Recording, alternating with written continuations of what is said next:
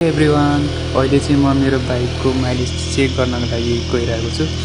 हेरौँ मेरो बाइकले कति माइलेज दिन्छ भनेर थाहा पाउनको लागि भिडियो अन्तिमसम्म हेर्नु होला। कार्बोरेटरमा भएको तेललाई सफाउनको लागि रेस्ट दिँदै हुनुहुन्छ दाजुले। यो भाँडामा चाहिँ 100 ml मात्र पेट्रोल हालेको छ है त, देख्न सक्नुहुनेछ। यो चाहिँ म भइहालेँ।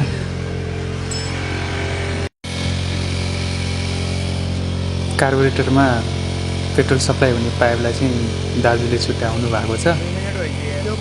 आज चाहिँ मैले बाइक सर्भिस गर्न ल्याउने क्रममा चाहिँ यहाँ भरतपुरमा रहेको मालास्ट्रेस टिभिएस सोरुमले चाहिँ अफर गरेको रहेछ यो माइलेज टेस्ट गर्न पाउने भनेर। त्यसैमा चाहिँ म पनि पार्टिसिपेट गर्दैछु। हेरौँ कस्तो रिजल्ट दिन्छ।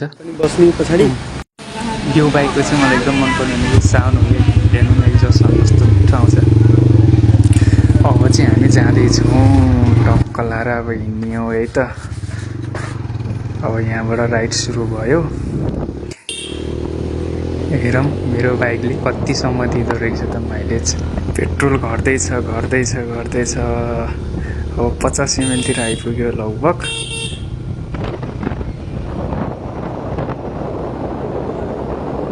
ओहो, अब त पेट्रोलै घटिसक्यो त।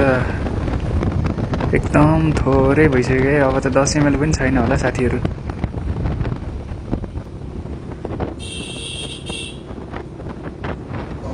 मिटरमा कति गुड्यो भनेर देखाउँ भने खासै देखिँदैन है, देखाउन गाह्रो भइरहेछ। यो बाइक चाहिँ मैले माइलेज किङै भनेर लिएको होइन। हेरौँ कति माइलेज दिँदो रहेछ। भनेको जस्तो रिजल्ट आउँछ कि आउँदैन त। माइलेज किङ हो कि अब के हो भन्ने कुरा अब पछि थाहा हुन्छ है त। भिडियो अन्तिमसम्म हेर्नु होला। ओहो, पेट्रोल त पुरै खत्तमै भइसकेछ त। तर पनि बाइक गुडिरहेको छ है। पाइपमा मात्रै अलिकति बाँकी रहेको रहेछ। अब चाहिँ हामी फर्किँदैछौँ है त। हेरौँ अब सोरुमसम्म पुग्छ कि पुग्दैन त। कति दिने रहेछ त माइलेज। ल, पाइपमा नि पुरै खत्तम भइसक्यो। अब चाहिँ हल्का धक्का दिन लागिसक्यो त। अब चाहिँ करिब आइपुग्ने लाग्यो त। अब धेरै छैन। अब कति गुड्यो भनेर भन्नुपर्दा चाहिँ मेरो विचारमा 100 ml पेट्रोलले चाहिँ 5 किलोमिटर गुड्यो कि जस्तो लाग्छ होइन। अब वहाँ पुगेर हेरौँ, मिटर हेरेपछि थाहा हुन्छ कति गुड्यो भन्ने कुरो। ओहो, 5.5 किलोमिटर पो गुडेछ त 100 ml पेट्रोलले। भनेपछि त माइलेज किङै रहेछ नि। रिजल्ट चाहिँ राम्रै आयो है त मेरो बाइकको। One of the best bike. Okay, thank you.